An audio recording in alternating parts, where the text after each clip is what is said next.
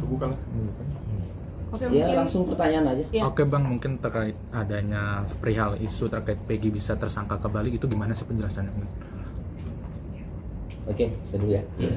Ya, memang banyak pendapat atau ada juga praktisi hukum ya, lawyer yang menyatakan bahwa Peggy Setiawan ini jangan senang-senang dulu kan, itu bisa tersangka lagi. Jadi begini, kalau membaca amar putusan pra peradilan pada tanggal 8 Juli 2024 ya, atas nama Peggy Setiawan yang dimana tersangkanya sudah dibatalkan, itu pada poin 5 amar putusan itu jelas bunyinya bahwa menyatakan tidak sah keputusan atau penetapan lebih lanjut ya, penyidik ya, pemohon atau pemohon ya, untuk berkaitan atau berkenaan dengan penetapan tersangka pemohon ya.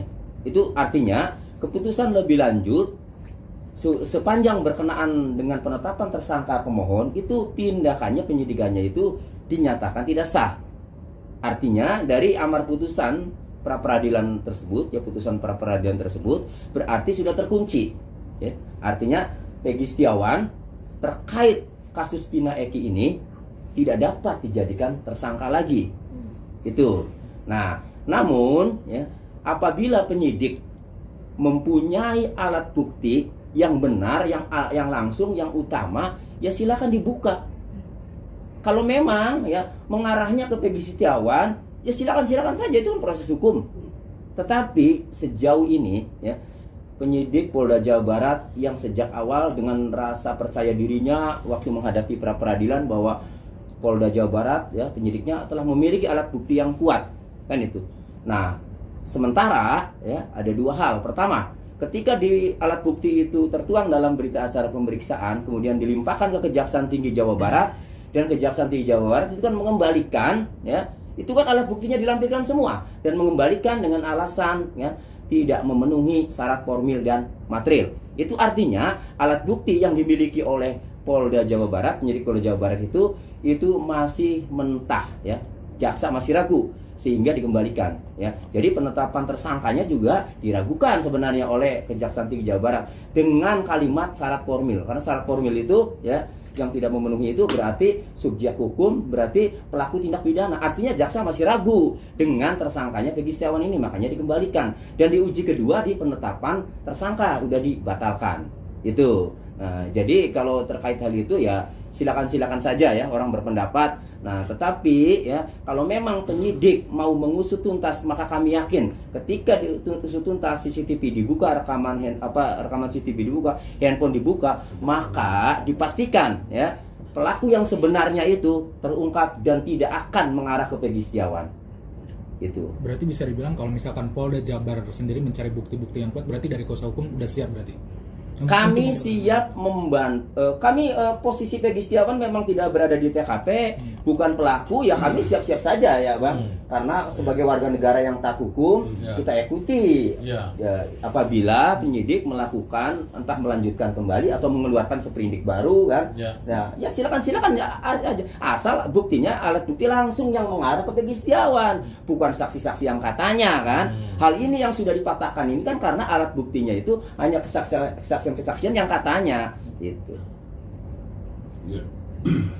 Tapi kalau dari Polda Jabar sendiri bisa gak sih mungkin untuk kan hakim sudah memutuskan untuk memberhentikan ya kalau tidak salah untuk Jadi kalau dari Polda Jabar sendiri bisa gak sih untuk mencari hal yang lain mungkin terkait Peggy?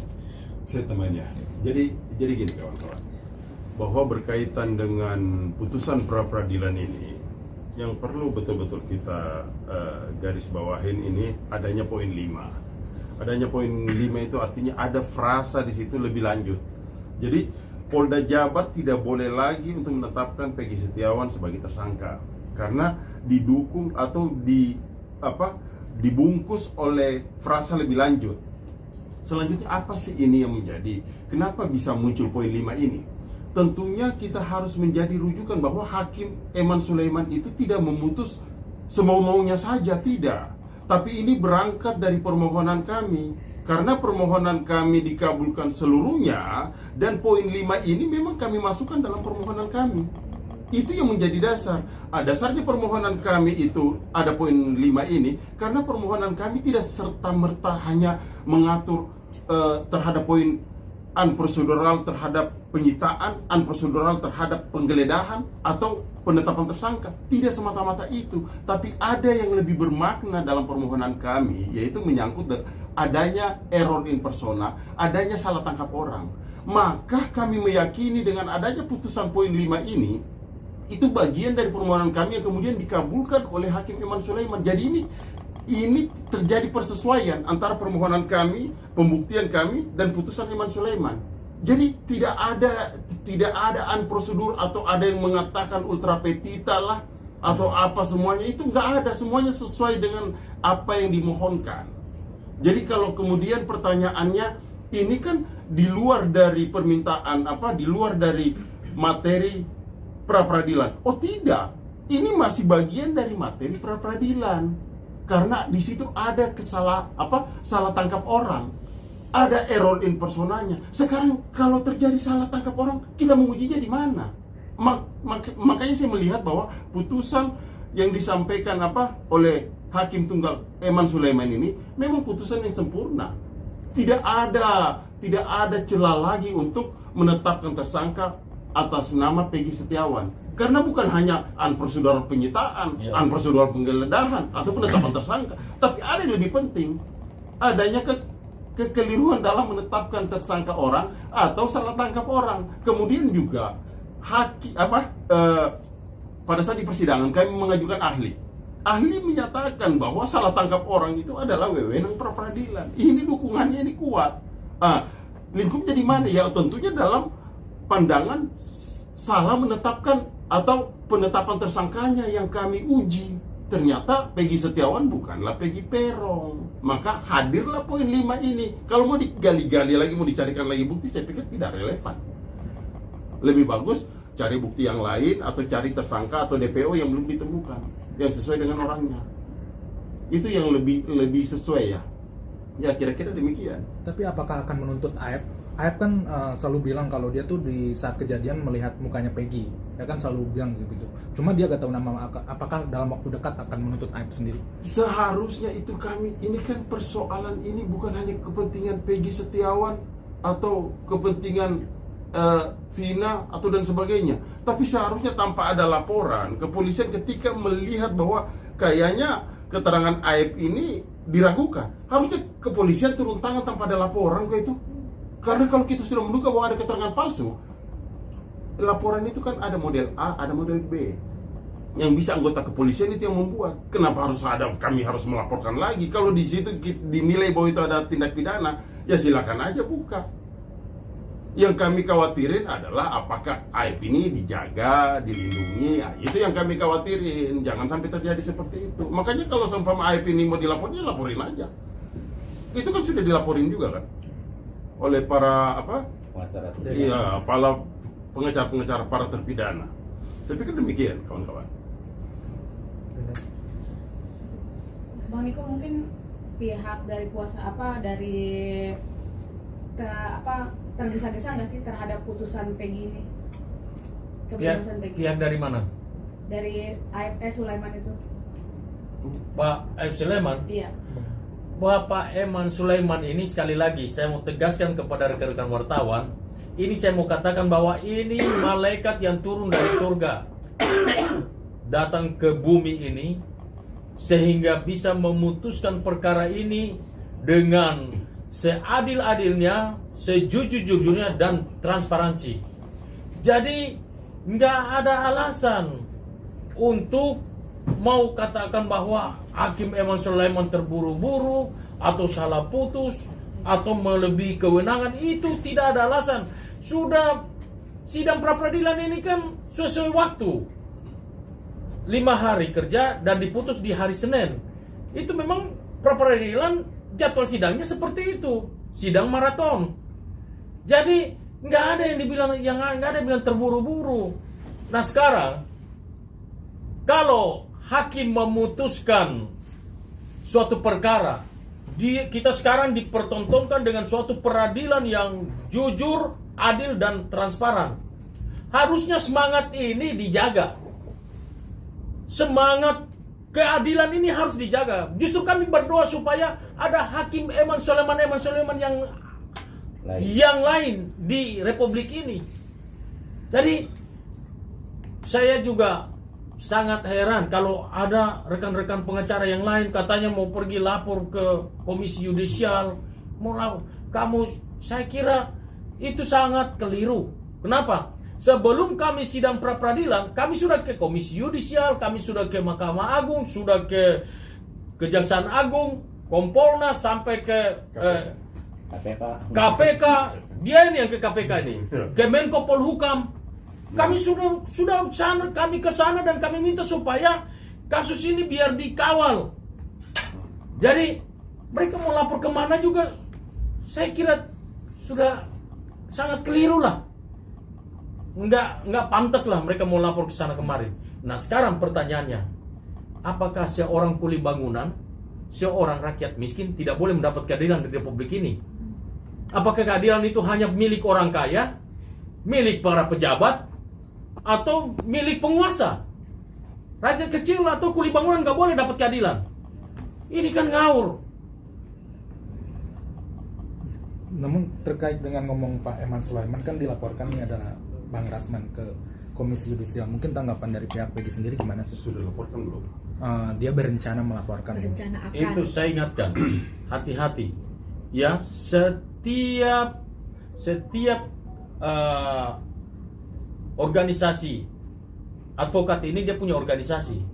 Jangan sampai dia melanggar kode etik. Kenapa? Karena harus saya izin dulu. Dia mau melapor itu, organisasinya sepakat nggak, setuju nggak untuk dia melapor ke sana. Jangan sampai dipecat lagi dari dia punya organisasi. Hati-hati. Ya, silakan. Ya. Kemudian begini kawan-kawan, bahwa kalau yang menyangkut terkait ada pihak-pihak atau kita sebut saja Rasman Nasution mau melakukan laporan terhadap Hakim Eman Sulaiman ini, menurut hemat saya bahwa itu terlalu jauh. Apa yang menjadi legal standingnya dia? Rasman ini tidak ikut dalam pihak, ya kan? Kalau seandainya dia selaku pihak termohon, atau dia yang menjadi kuasa juga dari pihak termohon, atau representasi dari pihak termohon, boleh-boleh saja. Tapi ini dalam kaitan apa? Ini kan membuat lebih gaduh persoalan ini. Yang saya mau katakan begini, bahwa kepolisian itu sudah dengan terang benderang, dengan sangat legowo, ini adalah negara loh, menerima putusan ini. Dan putusan Peggy Setiawan ini, selama belum ada putusan yang menggugurkan, kita harus menerima putusan itu, apapun bentukannya. Makanya kalau ada yang mengatakan akan lapor, saya pikir ini hanya sebagai isu. Kemudian yang saya sangat sayangkan juga adalah, apakah keterangan-keterangan yang disampaikan oleh Rasman Nasution ini menguntungkan oleh pihak kepolisian? Kalau saya lihat di sini sudah mulai semakin terpojok. Jadi bukan dengan keterangan Rasman yang seolah-olah representasi atau seolah-olah kuasa dari pihak kepolisian makin bagus. Justru saya lihat netizen saya membaca media, justru ini semakin menyudutkan. Ini semakin menyudutkan pihak kepolisian. Makanya kami harap juga humas kepolisian, ayolah bersuaralah, supaya jangan ada orang-orang yang yang hanya sekedar mau mencari panggung dalam perkara ini, tidak ada kuasanya, tidak ada legal standingnya pula, kemudian mengait-ngaitkan seolah-olah dialah sebagai perwakilan dari pihak kepolisian. Kan nggak tepat juga. Pihak kepolisian ini lengkap kok, ini besar, ini negara, ini milik kita semua kok.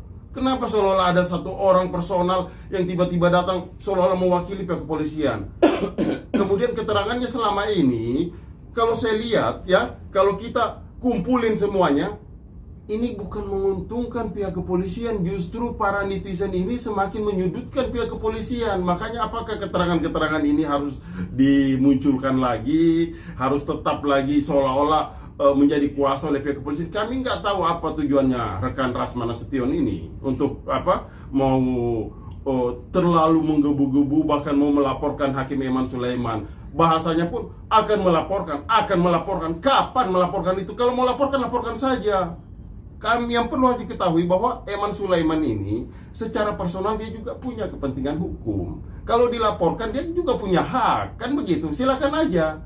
Jangan sampai legalitas saja untuk melaporkan itu sudah dianggap tidak memiliki legal standing. Bagaimana laporan itu mau diadakan? Yang pasti bahwa seperti rekan saya tadi katakan, bahwa sejak persidangan ini, bahkan belum persidangan ini dimulai, kami sudah meminta kok semua. Komisi Yudisial kami sudah meminta. Sudah banyak institusi penegak hukum yang kami minta supaya memantau, ayo kita sama-sama memantau persidangan ini. Tujuannya adalah putusannya nanti adalah putusan yang bersesuai dengan hukum, yang bernuansanya keadilan, dan kita peroleh itu. Kita sudah terima itu, pihak kepolisian sudah terima itu, nggak ada protes.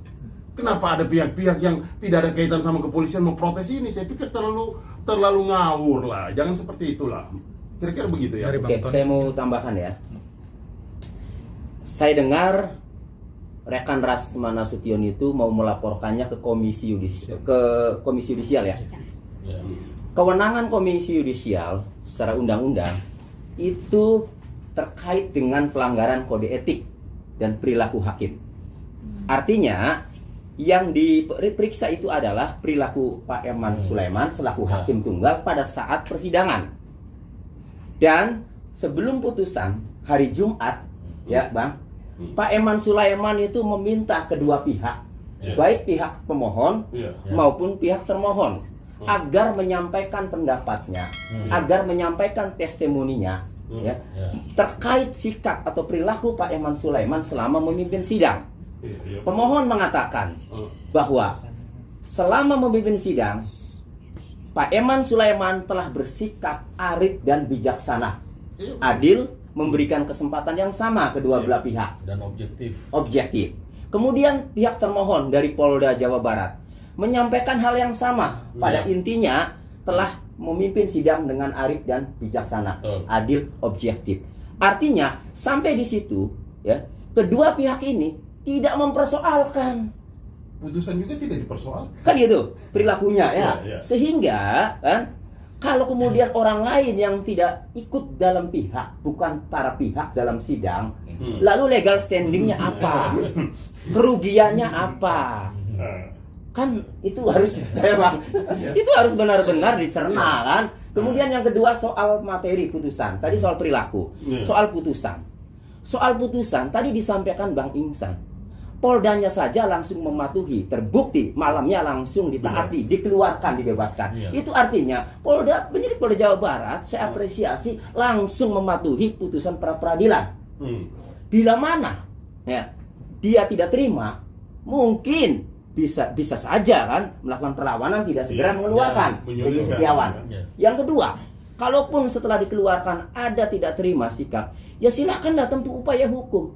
Nah, tapi sudah terkunci juga dalam pasal 83 KUHP bahwa putusan pra peradilan tidak dapat dimintakan banding atau upaya hukum. Mau kemana? Makanya ingkrah ya. Jadi saya tambahkan lagi bahwa sebetulnya kami dengan polisi itu sudah CNC, clear and clear. Kami dengan polisi itu sudah tidak ada masalah. Saya ini yang masuk ke ruang Kasubdit minta administrasi mana segera saya tanda tangani segala macam. Saya mau keluarkan Peggy malam ini juga. Welcome mereka. Dan mereka welcome, mereka bilang saling memaafkan kita. Polisi minta maaf ke saya minta maaf ke polisi. Nggak ada masalah lagi kita ya. Oke, saya mau ke sana, Kanit bawa berkas-berkas kasih ke Dir Tati, kemudian Dir Tati keluarkan Peggy. Saya yang jemput bawa, sama-sama kita ini bawa pulang. Bahkan kita dibantu pengamanannya. Kita bantu pengamanannya. Ya kan? Jadi saya kira sudah selesai. Terus apa lagi yang mau dipersoalkan? Saya kira gitu kawan-kawan. Jadi kita sama penyidik itu sudah tidak ada pertarungan lagi. Ya. Sudah clear, sudah salaman, bahkan penyidik juga sudah ya, kita sudah clear ya. Jangan saling dendam begitu ya. Kita salaman, makanya diakhiri dengan mengeluarkan tahanan. Sambutannya kan luar biasa ya. Masukin dulu ke ruang dir itu kan Dirtati ya. Tapi ini ada yang daulat dirinya sebagai juru bicaranya polisi seakan-akan seperti itu namanya. Ya itu jadi di netizen itu ya tadi saya juga banyak komentar-komentar ya. Jadi bukannya bagus ya ketika ada orang yang bukan mengaku juru bicara tapi intonasinya, kata-katanya ya perkataannya selalu membela ya penyidik ya. Ya penyidik ditanya saja penyidiknya ya, silakan. Penyidik bagaimana, nyaman nggak itu kan kalau diwakili oleh Pak Rasman kan gitu. Kalau memang merasa Pak Rasman ini mewakili penyidik kepolisian. Ya tapi ya memang nggak jelas juga ya, kita juga nggak tahu dia itu mewakili siapa, mati-matian seperti membela penyidik kan, ya kita juga nggak tahu. Tapi ya biarlah ya, mungkin kerjaannya ya Bang ya, ya nggak, kita juga tidak melarang, tidak ikut campur lah, silakan aja. Tapi sekali sentuh Peggy, maka kami akan bela, maka kami akan bersuara, gitu Bang. Bukan cuma Peggy, Eman Sulaiman, kami akan siap jadi lawyernya Eman Sulaiman kalau juga. Diminta, kita siap. Kami diminta kami siap, pasang badan kami. Bahkan saya pastikan akan ada demo berjilid-jilid kalau Eman Sulaiman. Makanya saya sudah pernah bilang, Pak Eman Sulaiman itu disukai oleh rakyat Indonesia. Bayangkan ya, sampai kesederhanaannya pun diungkap di pemberitaan. Itu artinya semua itu mengagumi ya keberanian Pak Eman Sulaiman di suasana mencekam. Ia berani menegakkan kebenaran, berani memutus dengan adil sesuai dengan fakta-fakta persidangan. Itu yang kita semua apresiasi, dan saya secara pribadi dan tim penasihat hukum hormat sama Pak Eman Sulaiman. Bang Tony mungkin sedikit menyinggung, Rasman sendiri bilang kalau abang sendiri orang kampung yang baru masuk kota. Dia menyinggung seperti itu. Gimana sih tanggapannya Bang? Ya nggak apa-apa, memang saya dari Indramayu ya, dari kampung, tidak masalah. Yang penting kan pra-peradilan sudah menang. Terus tidak kampungan. Ya, ada Pak Reza Indragiri ya menyampaikan, meskipun lawyernya Peggy ini ya dari kampung, tetapi tidak kampungan. Ya, keberaniannya sudah kaliber, artinya sudah kaliber pengacara nasional kan. Ya tidak masalah. Saya memang dari kampung ya, dari Indramayu ya. Nah tetapi kita buktikan karena memegang teguh kebenaran ya, maka yang kita perjuangkan ini kebenaran. Kebenaran itu bukan milik orang yang mengaku orang kota saja Pak. Semua warga negara berhak ya atas keadilan, berhak atas menyuarakan kebenaran itu. Dan faktanya ya mungkin bukan penasihat hukum rekan-rekan yang menilai, bukan teman-teman yang menilai, silakan netizen yang menilai ya, masyarakat yang menilai ya. Kayaknya biarpun saya dari kampung, kemudian Pak Rasman yang mengaku misalnya dari kota, ya silakan saja ya, masyarakat yang menilai sendiri kualitasnya. Bang, mungkin masih terkait dari Peggy sendiri kan, katanya kan statement yang tadi dikatakan bisa jadi tersangka lagi nih karena penyidik belum tuntas terhadap bukti-bukti. Emang bukti-bukti apa lagi sih Bang yang menurut kalian sebagai kuasa hukum nih yang belum terselesaikan? Sudah tidak ada bukti-bukti, jangan lagi kita bias-biaskan. Sudah tidak ada bukti-bukti, Peggy ini sudah clear. Jadi makanya kami harapkan bahwa persoalan ini seharusnya dengan adanya putusan pra-peradilan, perdebatannya selesai. Karena pijakan kami ada di putusan. Kalau pijakan orang-orang itu di mana pijakannya? Apa yang mereka mau kedepankan? Kalau kami ini sudah dibentengi oleh putusan. Putusan ini kan hukum, tidak boleh diingkari itu. Kalau yang lain-lain ini sekedar bercuap-cuap, susah juga karena tidak ada parameternya. Susah buat kita untuk mengukur itu kan. Makanya menurut saya nggak usah terlalu ditanggapi lah hal-hal yang tidak bisa dibuktikan, ya kan? Hanya sekedar ingin akan, bahasa-bahasa ingin akan itu kan tidak jelas juga kapan dilaksanakannya. Ya. Kan demikian. Ya jadi gini, selama ini yang muncul ini kan para praktisi hukum, para pakar hukum, kan itu. Oh ini bisa ditersangkakan lagi kan gitu. Sementara kita belum pernah mendengar dari polisi yang menangani yang resmi, betul nggak? Coba konfirmasi, apakah benar kan bisa ditersangkakan lagi, kan gitu. Saya yakin polisi itu lebih hati-hati, apalagi dengan adanya putusan pra-peradilan yang membatalkan tersangka Peggy Setiawan, itu jauh ya lebih hati-hati lagi nanti, kan itu. Nah jadi bagi saya sih ya pertama kalau mengenai pertanyaan itu silakan dikembalikan ke kepolisian. Kedua, kalau harapan kami ya apabila dilanjutkan kembali atau dibuka kembali sprindiknya, karena sprindik untuk atas nama Peggy itu sudah dihentikan dan kami sudah mendapatkan SP3-nya. Sudah keluar. Nah, jika karena mengingat masih ada DPO yang pernah disampaikan pihak Polda dan mengingat juga masih ada korban, nah silakan saja Tapi ya jangan menggunakan alat bukti yang waktu menetapkan tersangka Peggy. Karena waktu menetapkan tersangka Peggy itu alat buktinya sudah terungkap. Dalam jawaban penyidik Polda Jawa Barat, dalam jawaban pra peradilan, alat buktinya itu hanya keterangan saksi-saksi. Ada 13 saksi. Kemudian ada dari daftar bukti yang diajukan itu ada 72 bukti yang disampaikan. Artinya kalau pihak Polda Jabar akan mengeluarkan sprindik baru, tentunya 72 bukti yang sudah dihadirkan sudah tidak bisa lagi karena rujukannya peraturan Mahkamah Agung itu kan, ya, yang harus nomor alat itu. Bukti baru. Ya, harus alat bukti baru. Itu di pasal 2 ayat 3 itu tegas sekali itu. Boleh saja untuk ditetapkan lagi tapi dengan bukti yang baru, bukan bukti yang sudah lama yang sudah pernah dipakai. Kira-kira demikian. Satu-satunya bukti yang tidak bisa kita mengelak dari bukti yang nanti mereka siapkan, kalau misalnya dia punya bukti baru, itu adalah rekaman CCTV.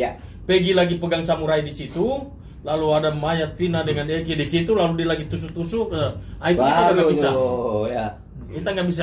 Tapi kalau hanya bukti-bukti, katanya hukum positif tidak mengenal asumsi.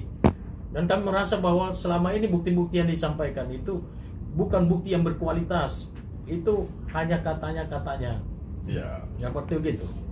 Ya, ada dalam putusan pengadilan atas nama 8 terpidana itu kan ada CCTV itu yang belum dibuka. Itu ada keterangan dari saksi Dodi Irwanto dan Gugum Gumilar bahwa mereka telah mengecek CCTV di lokasi kejadian namun belum dibuka. Ya mungkin bisa saja kami tim penasihat hukum itu memberikan masukan kepada kepolisian yang akan menindaklanjuti lagi. Itu loh, ada CCTV yang belum dibuka, silahkan dibuka, barangkali menemukan bukti baru. Itu. Kemudian ada 6 handphone yang tertuang dalam putusan atas nama 8 terpidana itu juga belum dibuka. Silahkan, itu diantaranya ada handphonenya Vina. Handphonenya Vina itu, kata kakaknya Vina, itu aktif Vina itu di media sosial, ada Facebook, ada Instagram, ada BBM. Itu juga bisa silakan dibuka agar menemukan petunjuk atau alat bukti baru untuk mengungkap kasus Vina Eki ini biar selesai, biar nggak gaduh lagi Indonesia. Gitu. Peggy gimana nih kemarin dapat motor? Ya silakan. Kalau saya sendiri merasa bahagia sih, bahagia, terharu dan ini sangat luar biasa sih. Ternyata masih banyak sekali orang-orang yang baik, yang peduli. Kalau kan semua iya, terutama buat para netizen seluruh Indonesia, masyarakat Indonesia, dan para bapak-bapak, Pak Niko, Pak Insang, dan Pak Niko, Bu Yadi, dan yang lain, rekan-rekan lain, 74 pengacara itu sangat luar biasa bagi saya. Ini adalah dukungan yang luar biasa dan saya sempat tidak kepikiran bisa dapat dukungan dan doa seperti ini. Tapi Peggy sendiri dapat hadiah apa lagi sih? Banyak sih, berupa ada uang juga dari Pak Haji Kompor, dari Bekasi itu yang mau berikan motor tapi berbentuk uang. Terus ada dari Banten juga ngasih uang lumayan, alhamdulillah aja. Ya masih banyak dari sponsor lain. Ada sopa juga dikasih dari Cirebon, Cinteng dulu, alhamdulillah masih banyak lainnya sih. Tapi Peggy sendiri katanya kalau misalkan keluar harus pakai nyamar dulu katanya, kalau sekarang banyak yang foto. Tapi gitu kehidupan kayak gitu gimana ngerasain perbedaannya kaget? Ya, waktu itu sih sangat berbeda, sangat drastis sih karena ya mungkin saya juga baru pertama kali sih ngalami seperti ini sih. Nggak pernah nyangka gitu, Berarti ngerasa berkah ya terhadap kejadian yang kamu alami selama beberapa bulan kemarin, tapi hasilnya sekarang banyak dikenal banyak orang. Iya, alhamdulillah itu sangat berkah sih. Saya bisa menganggap ini dari meskipun ada badai tapi ujung-ujungnya itu akan mendapatkan ini kebahagiaan itu. Rumah masih sering banyak didatengin warga untuk tahu keadaan, foto. Sampai hari ini pun masih sering banyak. Datang bahkan yang di daerah jauh-jauh juga katanya mau datang gitu, mau ucapin selamat gitu. Tapi mendengar pemberitaan yang sekarang yang tadi kita udah diskusikan mengenai diri kamu sendiri, katanya bakal tetapkan sebagai tersangka sendiri lagi, Peggy menanggapinya seperti apa? Ya, saya tidak masalah, karena saya merasa dia bersalah kok. Itu aja sih. Saya tidak pernah takut sih. Karena saya tidak bersalah. Itu aja. Tapi Peggy sendiri katanya mau diajak liburan ke Bali sama Bang Niko. Sama bareng-bareng tuh. Gimana Peggy? Alhamdulillah sih saya sangat bahagia banget, sangat bahagia ya, karena saya kan belum pernah ke Bali, jadi kalau mereka memang benar saya mau persiapan berenang aja gitu. Jadi sering bahkan di Cirebon, Jakarta terus mungkin seperti apa sih Peggy? Di Jakarta terus gitu sekarang. Ya, sering bolak-balik Jakarta Cirebon, mungkin perubahan apa sih gitu? Ya alhamdulillah perubahannya sih masih gitu aja, masih gak nyangka aja gitu. Nggak nyangka ya ketemu artis-artis. Gak nyangka Diundang di podcast iya, lagi dulu sekarang. kan masih sering lihat di TV gitu. Sekarang udah beratap langsung, salaman langsung, alhamdulillah sih nggak nyangka. Pokoknya nggak pernah ada dalam cerita aku sih baru kali ini. Peggy mungkin agak ini kan sering banyak bolak-balik Jakarta Cirebon menghadiri undang podcast, TV swasta segala macam ini happy atau ada capeknya atau seperti apa sih Peggy? Kalau saya sih lebih ke happy sih, nggak pernah capek maksudnya. Lebih semangat ini. Karena saya kan ingin mengungkap kebenaran tuh. Ya. Gitu. Dan pasca bebas ini masih ada intimidasi nggak sih ke Peggy sendiri atau seperti apa Iya. dari pihak-pihak tertentu? Sejauh ini sih nggak ada sih ya, insya Allah nggak ada aman. Kedepannya akan mau gimana lagi, mau kerja apa atau aktivitas Iya, apa? buka usaha. Planningnya apa gitu. ke depannya? Untuk kedepannya sih saya menyerahkan semuanya pada yang di atas, pada takdir. Meski apabila kerja apa rezeki saya dibangunin, saya akan maju ke bangunan. Apabila ada rezeki yang lebih bagus, saya akan coba ambil seperti itu. Ini kan menerima banyak hadiah, mungkin hadiahnya diputar buat modal usaha atau seperti apa Peggy mungkin ke depan? Ya itu bisa menjadi salah satu sih. Tapi yang utama kan saya masih punya najar yang buat kalau ada rezeki lebih buat bikin musola ataupun bikin rumah pribadi buat tempat tinggal keluarga, seperti itu yang utama. Itu yang lagi masih Iya, di iya. Kemarin juga sempat jadi presenter. Ah, Bisa diceritain gimana sih ditawarin terus? Ya saya juga kaget loh, pertama kali kayak gini ditawarin jadi presenter. Sementara saya kan belum pernah kayak gitu, jadi deg-degan, ya gugup lah. Tapi alhamdulillah sih masih baik kok lah. Berarti menghadapi semua tantangan di luar sana yang sekarang yang menghujat kamu dengan didampingi kuasa hukum yang luar biasa, ngerasa bersyukur atau gimana? Merasa sangat bersyukur, sangat bahagia sih karena saya ternyata ada orang-orang baik yang ya seperti Pak Niko katakan, ada orang-orang baik yang orang turunkan dari surga untuk bisa mendukung saya, mendukung rakyat-rakyat yang di kalangan bawah untuk menegakkan keadilan. Bang Niko mungkin kapan sih ke Balinya mungkin rencana? Rencana ke Bali. Ada berapa orang yang dibawa? Apakah keluarga Peggy? ini salah atau satu semuanya? bentuk hadiah atau Atau bentuk hadiah itu seperti Ini apa? pertama sebagai tanda ucapan syukur, berterima kasih karena kemurahan Tuhan Peggy sudah bisa bebas. Yang kedua sebagai ucapan terima kasih juga kepada rekan-rekan lawyer yang sudah kerja keras selama 1 bulan sehingga mau refreshing ke sana. Terus kemudian yang ketiga, Peggy kan selama 49 hari kan cuma lihat trali besi, lihat atas, lihat bawah, semuanya mentok semua, ya kan? Jadi ya kalau dia lihat pantai kan pasti beda lagi kan, ya gitu. Jadi ya refreshing lah, sekedar menghilangkan rasa capek, rasa lelah selama 1 bulan. Jadi biar teman-teman lawyer ini juga semakin bersemangat lagi untuk membela orang kecil. Peggy sendiri berat badan sudah naik, kemarin sempat turun tuh katanya. Iya. Untuk saat ini saya belum ngecek berat badan sih. Mungkin setelah ini saya akan ngecek berat badan. Makanya nafsu makannya udah makin banyak ya. Makin banyak, makin tambah berkali lipat. Oh iya, tadi ini. Jadi nanti yang berangkat ke Bali itu jumlahnya 38 orang. 38 orang yang nanti yang berangkat ke sana. Jadi nanti akan disambut oleh GRIP. Pak Hercules sendiri yang akan sambut dengan pasukan GRIP, dengan ketua GRIP Pak Aang di Bali, dan ini akan konvoi besar nanti di Bali ini untuk sambut ini kedatangan Peggy dan tim lawyernya. Nah, datang ke Bali. Semua sudah disiapkan vilanya. Berangkatnya nanti bulan Agustus. Peggy kesiapan seperti apa? Kesiapan mau diajak ke Bali? Ya, apa itu 100% siap. Ini pertama kali ke Bali Peggy. Pertama kali kembali. Mau ajak siapa ya? Keluarga sendiri? Ya keluarga ya yang mau aja gitu. Pertama kali ke Bali dan pertama kali naik pesawat. Iya, pertama kali. Oh, Peggy, luar nanti biasa. dijodoh-jodohin sama cewek namanya Oh, Jihan. kalau itu sih saya nggak mau komentar. Gimana Peggy? Kalau itu saya nggak mau komentar, kalau saya kan serahkan lagi semuanya pada yang di atas. Jadi saya serahkan. Saya sekarang fokusnya buat karir dulu aja dulu, bagian keluarga. Jadi dijodoh-jodohin kayak gitu gimana kalau siap nikah sama Peggy gitu. Ya kalau saya sih nggak masalah sih. Tapi belum dekat Peggy sama Jihan itu Jihan yang kata mirip Lesti Kejora. Iya, saya sih kembalikan saya kembalikan lagi semuanya pada yang di atas, pada takdir. Jadi sekarang fokus saya untuk bagian keluarga dulu. Kalau jadi artis film bisa dibuat. Cita-cita kesana gak sih? Ya. Pikiran jadi artis gitu. Belum sih karena saya nggak terlalu bisa nih. Tapi kalau misalkan ada yang memfilmkan kisah kamu nih, kayak Vina, kira-kira sasaran Vina ini gimana? Saya serahkan semuanya pada kuasa hukum, biar mereka yang jawab. Tapi mau nggak? Mau nggak? Kembali lagi serahkan. Saya nggak bisa jawab. Gimana bang? Gimana Bang? Oh, Nanti ini. wah itu kita dengan senang hati kita akan mensupport dia. Kalau ada yang mau jadikan film, Peggy main film, ya kenapa enggak, iya kan? Dan ini kan merubah nasib dia juga. Saya udah bilang dia juga bahwa udah Peggy, nanti Peggy stop, nggak usah lagi jadi kuli bangunan, tetapi karakter kuli bangunan itu selalu melekat kepada kamu. Apa itu karakter kuli bangunan? Karakter rendah hati, pekerja keras. Nanti saya mau nalin untuk bikin warteg. Kamu jadi bos warteg karena mama kamu kan masaknya enak, ya kan? Jadi udah nanti kamu jadi bos warteg. Tetapi satu hal, jangan pernah karakter kuli bangunan itu lepas dari kamu. Karena ini semakin kita di atas itu anginnya semakin kencang, ya kan? Semakin tetap rendah hati, jangan sombong.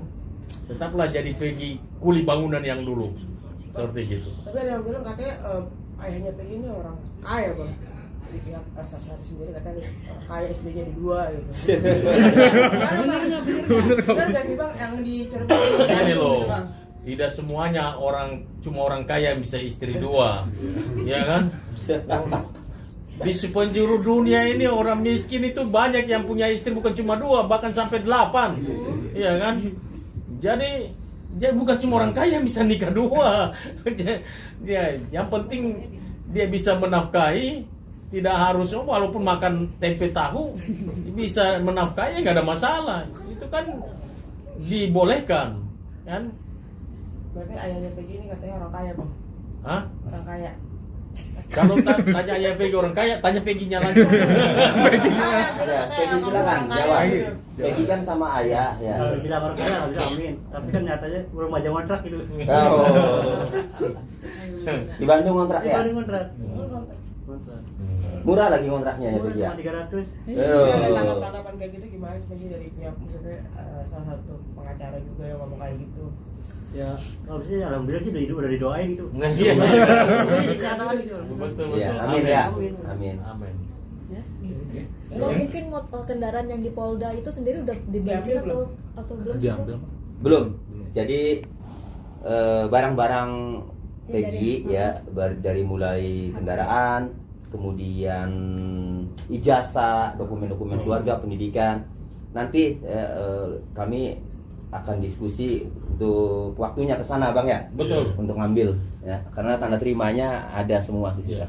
Terkait itu, saya waktu terakhir kali mau keluar dari ruang Kasubdit dikatakan bahwa nanti menyusul barang-barang bukti itu akan dikembalikan. Jadi nanti kami tim penasihat hukum akan datang ke Polda Jawa Barat untuk mengambil kembali itu barang-barang yang sudah disita. Ada tenggat waktunya mungkin mau sampai kapan mungkin akan?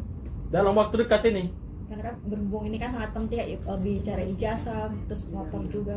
Ya, kemungkinan minggu depan ini kita sudah minta kembali barang-barang bukti itu. Oke, Bang, dikit dong satu lagi nih terkait praktisi hukum salah satu Herwanto kan mendaftar ke PN Jaksel mendesak agar CCTV kasus Minang ini dibuka. Mungkin dari pihak WI gimana tanggapan? Gimana? Maksudnya kan salah satu praktisi hukum Herwanto nih mendaftar ke PN Jaksel agar CCTV kasus Minang ini dibuka. Oh, CCTV agar dibuka. Jawab aja. Ya itu kan sebenarnya gini, tanpa harus didaftarkan atau tanpa harus melalui upaya gugatan ke pengadilan ya, masyarakat itu kan punya hak ya untuk menyampaikan pendapatnya, aspirasinya. Setelah CCTV itu memang benar ada dalam putusan, disebutkan dalam putusan ternyata ada, maka masyarakat berhak untuk menyampaikan ya, memberikan masukan kepada kepolisian agar membuka CCTV itu. Jadi sebenarnya sih tidak perlu didaftarkan ke pengadilan lagi ya, tinggal datang kasih masukan penyidik kan agar dibuka CCTV itu. Ya mungkin kalau penyidiknya memang ada kemauan untuk membuka CCTV itu ya insya Allah nanti dibuka akan terang benderang. Jadi itu hak daripada Bang Herwanto ya. Bang Herwanto, ya sah-sah saja namanya hak orang untuk tujuannya mungkin bagus ya tujuannya agar CCTV itu segera dibuka. Namun masing-masing punya cara lain kan itu. Jadi ya sah-sah saja sih. Silakan nggak apa-apa.